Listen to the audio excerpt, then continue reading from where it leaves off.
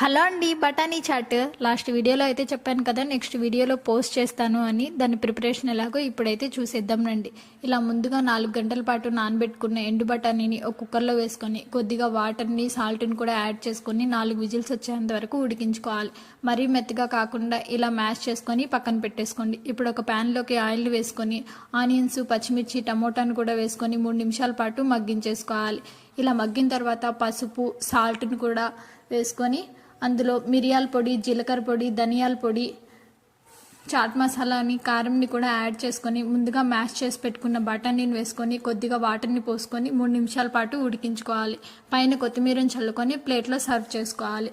Onions, tomato, కొత్తిమీరని పైన చల్లుకొని అలానే తిన్నా బాగుంటుంది, లేదంటే పానీపూరిలో పెట్టుకొని తిన్నా అద్దిరిపోతుంది. ప్లీజ్ సపోర్ట్ చేసి సబ్స్క్రైబ్ చేసుకోండి. Thank you for watching.